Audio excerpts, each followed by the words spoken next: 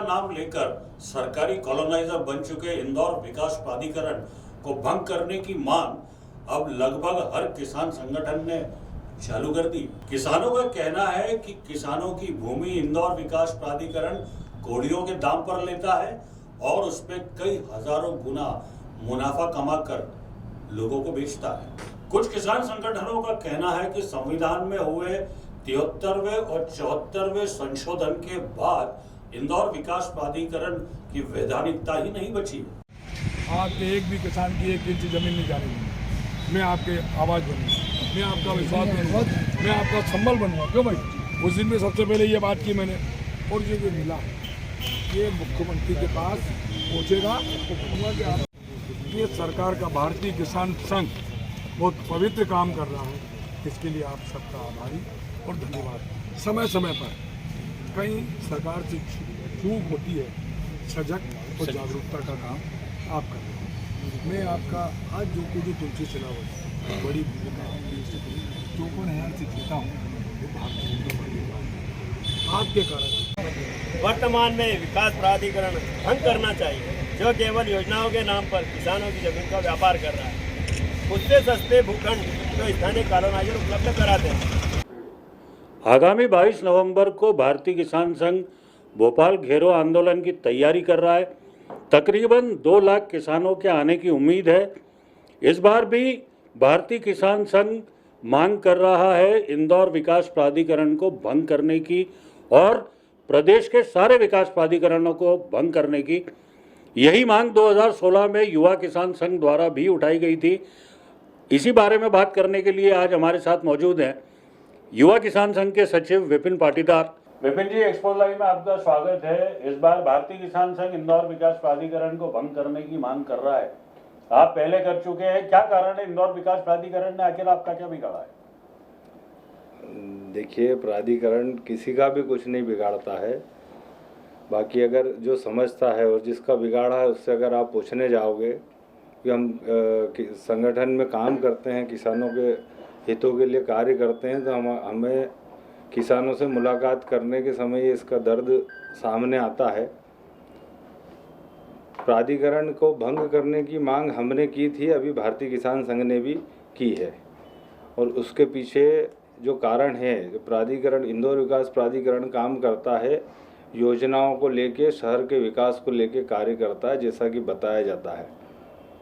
योजनाएं कौन सी और कैसी, योजनाएं कहाँ लगेगी, कब लगेगी, कैसे क्रियान्वयन होगा, ये सब चीज़ें जिन किसानों के ऊपर आती है, उनकी पीड़ा उभर कर लगातार बार बार हम लोग जब संपर्क में हम आते हैं तो हमारे पास आती है।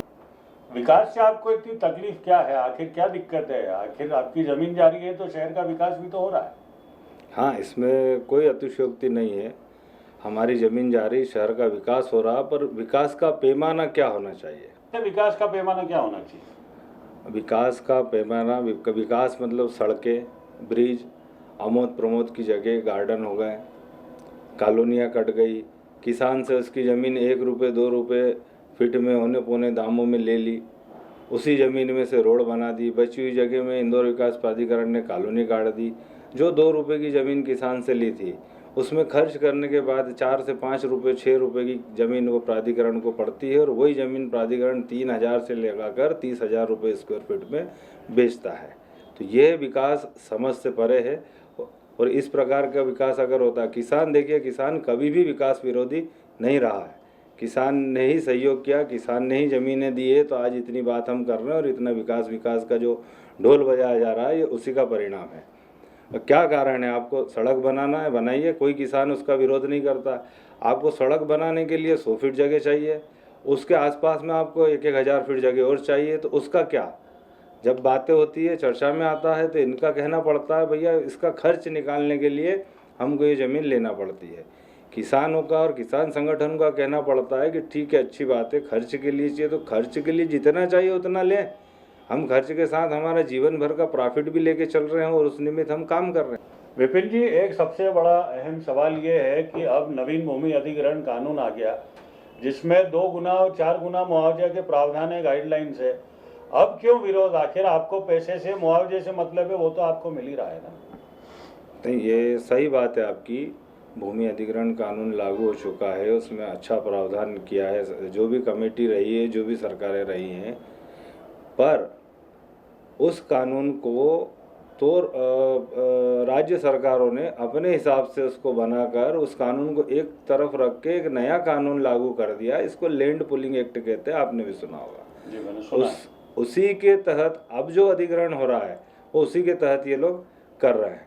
पर उसमें भी तो 50% विकसित भूखंड देने का आपको प्रावधान है, तो फिर कहाँ तकलीफ है? अब 50% तो विकसित देंगे, कुल विकसित भूमि में से 50%। आज उदाहरण के लिए अगर मेरी उन्होंने 10 बीघा ज़मीन अधिग्रहण की है, 10 बीघा ज़मीन अधिग्रहण करने के बाद उस 10 बीघा को डेवलप करेंगे। डेवलपमेंट में जो प्लॉट निकल जाएंगे, जो ज़मीन का पार्ट डेवलपमेंट विकास में चले गया, वो किसान का गया, प्राधिकरण का कुछ नहीं गया। प्राधिकरण ने सिर्फ वहाँ विकास किया। उसके बाद वहाँ विकास करने के बाद अगर 7 बीघा भूमि बचती है तो उस 7 में से आधी ज़मीन किसान को दी जाएगी, और कब दी जाएगी, कैसे दी जाएगी, उसका ऐसा कोई स्पष्ट प्रावधान नहीं है। और आज लिए आप देखिए, योजनाएं लगाने के बाद उसके क्रियान्वयन में कितना समय लगता है, उस क्रियान्वयन समय पर नहीं होने के पीछे उस किसान का रोजगार चले गया। किसान की आजीविका सिर्फ कृषि से होती है, इसके अलावा वो कुछ नहीं करता है। आपने आज ज़मीन ले ली, पोजीशन ले लिया और वहाँ विकास करने लगे, साल भर लगा, 1.5 साल लगा, 2 साल लगा। 2 साल बाद अगर 2 साल तक तो किसान बेरोजगार हो गया, उसके बाद उसको ज़मीन दे रहे हैं, वो ज़मीन दे रहे हैं तो वो ज़मीन जब बाज़ार में बेचने जाता है, प्राधिकरण का या सरकार का कहना पड़ता हम विकसित भूखंड दे रहे हैं। विकसित भूखंड इतने हो जाएंगे कि लेने वाले फिर वही वाली एक चेन रहेगी, वो आपस में बात करते हैं कि ये फलाना भूखंड वहाँ बिकने आ रहा है, मैंने इतने रुपए लगाए, इससे ज़्यादा नहीं लगाना है। वहाँ भी शोषण होता है और किसान को जल्दी ये है कि 3000 का माल 300 में इसलिए बेच देता है कि वो बेरोजगार घूम रहा है, उसको उसके रोजगार की, उसके जीवन यापन की, उसके परिवार की चिंता है, तो वो कम में बेच के और फिर अपने आप को ठगा सा महसूस करता है। मतलब कुल मिला के आप ये कहना चाह रहे हैं कि एक तो विकास प्राधिकरण इसलिए भंग हो कि उसकी रीति और नीति खराब है, दूसरी चीज जो भूमि अधिग्रहित की जा रही है वो लैंड पुलिंग एक्ट के तहत ना होते हुए वो नवीन भूमि अधिग्रहण के तहत अधिग्रहित हो।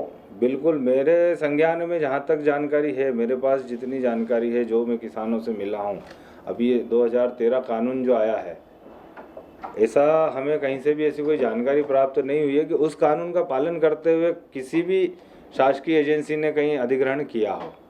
नए एक्ट के तहत ही अधिग्रहण की प्रक्रिया कर रहे हैं, और हर जगह जहाँ भी ये कार्रवाई हो रही है मध्य प्रदेश में, हर जगह कहीं न कहीं अलग अलग किसान संगठन इन चीज़ों का विरोध कर रहे हैं। आप विकास प्राधिकरण भंग करने की बात कर रहे हैं, ऐसा कोई प्रावधान है जो आप इस तरह की बातें कर रहे हैं कि इंदौर विकास प्राधिकरण को भंग कर दिया जाए? देखिए, मेरी जहाँ तक जानकारी में है, इसीलिए हम और दूसरे संगठन बात कर रहे हैं। संविधान में 73 और 74वां संशोधन हुआ है, उसके तहत इसको भंग कर सकते हैं। इसको अच्छे से अगर आप पढ़ेंगे समझेंगे तो उसमें ये प्रावधान है, और वो प्रावधान हो गया है, उसी के तहत बात की जा रही है, उसे देखा जाए। अब राज्य सरकार की क्या मंशा है, क्या है, वो अब सरकार जाने। हमें जो किसान हित में लग रहा है, जो किसानों के साथ घटित हो रहा है, जो नहीं होना चाहिए, अच्छा होना चाहिए, अच्छा नहीं हो रहा है, इसलिए हम इतनी बातें कर रहे हैं, इतने विरोध प्रकट कर रहे हैं। समय समय पे ज्ञापन, धरने, प्रदर्शन जो किसान से बन पड़ता है वो किसान कर रहा है। किसानों को अगर विकास से तकलीफ है या उनके भूमि अधिग्रहण या रोजगार के अधिग्रहण से, जैसा आपने बताया, कोई तकलीफ है तो वो न्यायालय की शरण में जा सकता है। लेकिन आज सबसे बड़ी प्रॉब्लम है कि किसानों के पास में न इतना ज्ञान है, न इतना पैसा है। तो देखिए, ये बहुत अच्छा सवाल है आपका।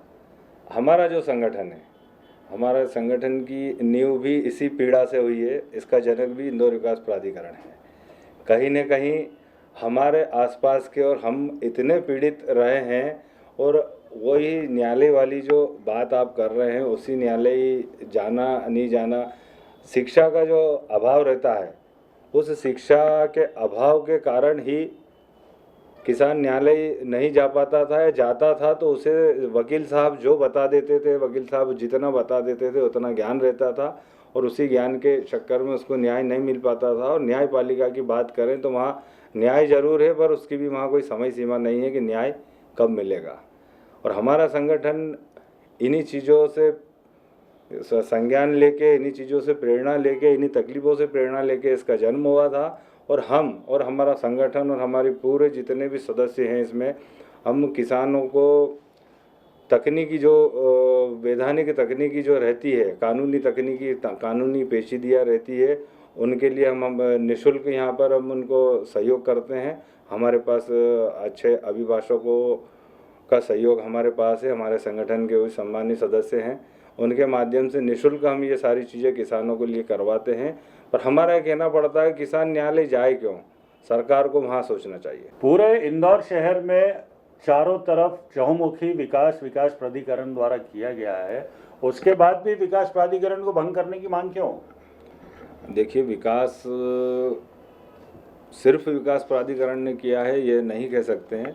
विकास इंदौर नगर निगम, विकास प्राधिकरण, AKBN, PWD, बहुत सारे विभाग है हम तो सिर्फ इंदौर विकास प्राधिकरण को भंग करने की मांग करते हैं। आप बताइए, इंदौर विकास प्राधिकरण ने जो विकास किया है उसके साक्षी आप भी हैं, हम भी देखते हैं चारों तरफ। मैं आपको एक उदाहरण बताता हूँ इसका। पूर्व में योजनाएं प्राधिकरण ने लागू की, उनका क्रियान्वयन समय पर नहीं कर पाए, उसमें बहुत सारी त्रुटियां रखी, किसानों को मुआवजा दिया नहीं दिया, जो भी त्रुटियां रही होगी वो जांच का विषय है। उन त्रुटियों की परिणति ये है, अभी आपके ध्यान में होगा, मुख्यमंत्री जी ने गृह निर्माण संस्थाओं को भूखंड दिलाने का अभियान चलाया था, जो कि भूमाफियाओं की मिली संगत से या सरकारी तंत्र की मिली भगत से जो भी रहा हो, उसी वजह से उन पीड़ितों को प्लॉट नहीं मिल पा रहे थे। मुख्यमंत्री जी, क्षेत्रीय जनप्रतिनिधि ने जनता की पीड़ा देखी, पीड़ा देखने के बाद उसमें सही जांच के आदेश दिया। आदेश देने के पश्चात जो वर्षों से, मुझे जहां तक ध्यान है 20 से 25 वर्षों से तो मुझे अच्छे से ध्यान है कि लोग मारे रजिस्ट्रियाँ लेके घूम रहे थे, ये वही गृह निर्माण संस्थाएं हैं। उन्हीं किसानों से ज़मीन गृह निर्माण ने ली। गृह निर्माण भूखंड इसलिए नहीं दे पाया कि प्राधिकरण ने योजना लगा दी। फिर भी ये सब होने के बाद अभी प्लॉटों के कब्जे मिले, कब्जे मिलने के बाद भी वहाँ सिर्फ भूखंड मालिक अपनी फेंसिंग करके बोर्ड लगा के संतुष्ट है। मकान बनाने की पात्रता उसके पास आज भी नहीं है। अगर वो बना लेता है तो उसका वो मकान अवैध कहलाएगा।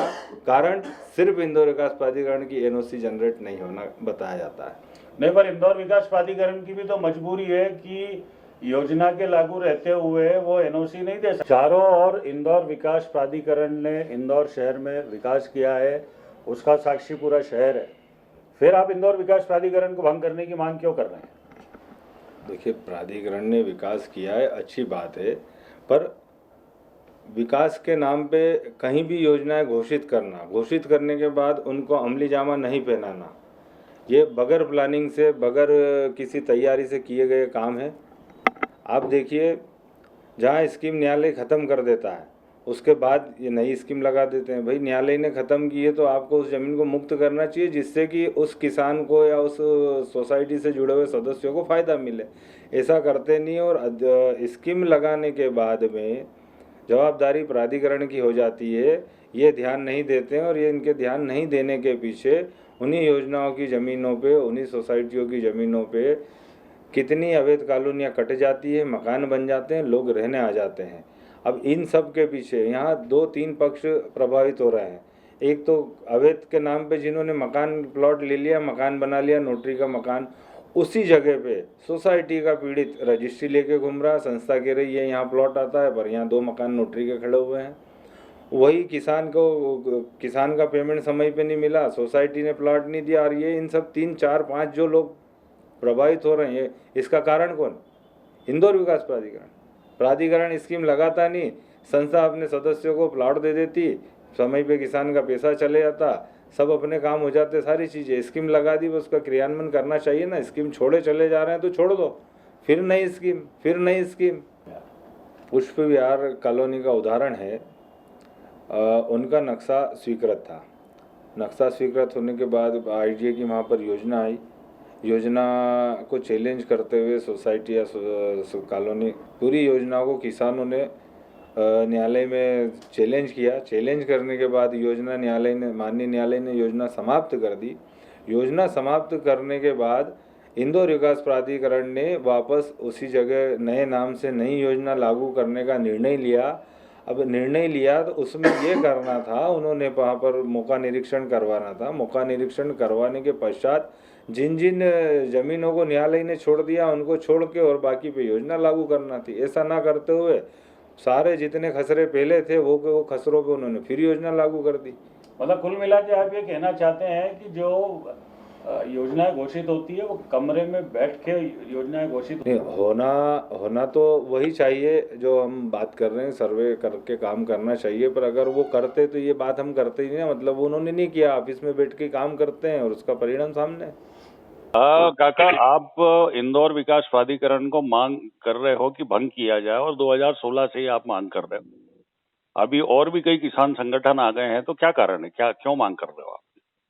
इसका कारण ये है साहब कि इंदौर विकास प्राधिकरण की जरूरत क्या है, ये खाली डेवलपमेंट के लिए बना था, लेकिन ये खुद कॉलोनाइजर बन गया। तो आज अपने इंदौर में आप देखोगे तो 20 से लेकर आखिरी 30 1 करोड़ की जमीन एकड़ वाली में 30% के रेशो पर कॉलोनी काटी जाती है जी। लेकिन इंदौर विकास प्राधिकरण को 50% प्लाट एरिया चाहिए और उसमें भी उसके मन माने हिसाब से बगीचे और ये सब छोड़ता है दूसरी स्कीमों में ले जाने के लिए।